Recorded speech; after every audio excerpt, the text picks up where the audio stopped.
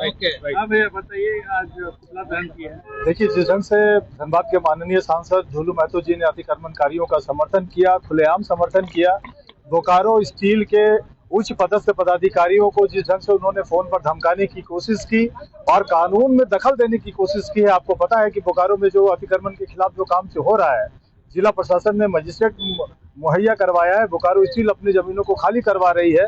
ऐसे हालात में हाईकोर्ट के निर्देश को चुनौती देने का ही उन्होंने काम किया। वो लीगल और इलीगल की बात वो करते हैं, लेकिन उनको खुद समझ में नहीं आता है कि क्या लीगल है और क्या इलीगल है। कोर्ट के निर्देश पर अगर अतिक्रमणकारियों के खिलाफ अगर बोकारो स्टील का बुलडोजर चलता है और उसमें अगर सांसद बीच बचाव करते हैं, रोकने की कोशिश करते हैं, तो ये गैर कानूनी काम है। अपने वोट बैंक को मजबूत करने के लिए वो सिस्टम से खिलवाड़ कर रहे हैं। झारखंड लोकतांत्रिक क्रांतिकारी मोर्चा जो माननीय सांसद है वो आपके झूलू महतो जी, उनके इस कदम का विरोध करती है।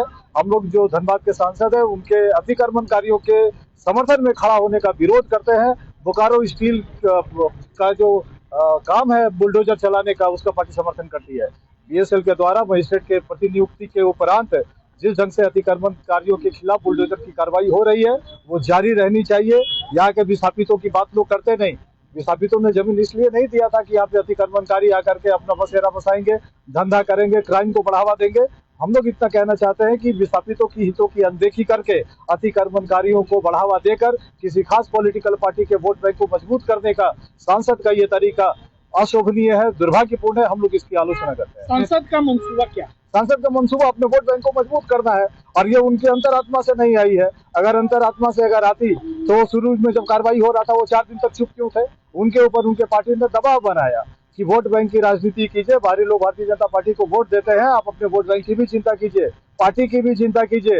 लास्ट में मजबूर होकर के झूलू महतो जी ने मुंह खोला है। एयरपोर्ट धनबाद ले जाने का भी निश्चित तौर पर उनकी ये प्रयास है, क्योंकि उनका एक बयान मैंने देखा है कि 30-35 किलोमीटर का अंतर कोई खास अंतर नहीं है। तो ये उनकी मंशा को जाहिर करता है कि उनका मकसद है कि बोकारो में एयरपोर्ट न बने। पर उनको पता होना चाहिए कि एयरपोर्ट अथॉरिटी ऑफ इंडिया का 150 करोड़ से अधिक का पैसा यहाँ पे लग गया। बोकारो स्टील मैनेजमेंट के पास जो एयरपोर्ट था उसको ट्रांसफर किया गया है MOU के जरिए एयरपोर्ट अथॉरिटी ऑफ इंडिया को। जिला प्रशासन को स्पष्ट निर्देश है कि एनी हाउ आप एयरपोर्ट को ऑपरेशनल करेंगे। 12 मोड़ पे जो मीट मुर्गा का जो दुकान था उनको रोक दिया गया है, उनको बंद करवाया गया है। जिला प्रशासन पूरे मजबूती के साथ एयरपोर्ट को ऑपरेशनल करने की तैयारी कर रही है। ऐसे हालात में सांसद बीच में इंटरवीन कर रहे हैं अपने वोट बैंक को बचाने के लिए, बढ़ाने के लिए। यह दुर्भाग्यपूर्ण है, ये गलत है। कोई भी पॉलिटिकल पार्टी अपने वोट बैंक को बढ़ाने और बचाने के लिए अगर कानून के साथ खिलवाड़ करता है, हाईकोर्ट की अवमानना करता है, बोकारो स्टील प्लांट और जिला प्रशासन के काम में दखल देता है, तो ये गैर कानूनी है, ये उचित नहीं। बीजेपी तो राज्य सरकार को दोषी देता है कि नहीं, भारतीय जनता पार्टी अपने सांसद के कार्यकलाप की समीक्षा करे, पूछे उनको कि जिस बात को लेकर के बोकारो स्टील प्रबंधन कमर कसी हुई है, जिला प्रशासन इंटरवीन कर रहा है, उस चीज पर समर्थन किए हुए है, रिक्वेस्ट पर मजिस्ट्रेट पुट किया गया है, उसके बाद बुलडोजर की कार्रवाई हो रही है, तो सांसद क्यों रोक रहे हैं उस काम को? भारतीय जनता पार्टी का ये आरोप कि राज्य सरकार, we are not defending the state government, हम लोग राज्य सरकार के वकील नहीं है, हम लोग उनको डिफेंड नहीं कर रहे हैं, लेकिन हम लोग ये कहना चाहते हैं कि भारतीय जनता पार्टी के सांसद इन सब चीजों को डिरेल कर रहे हैं।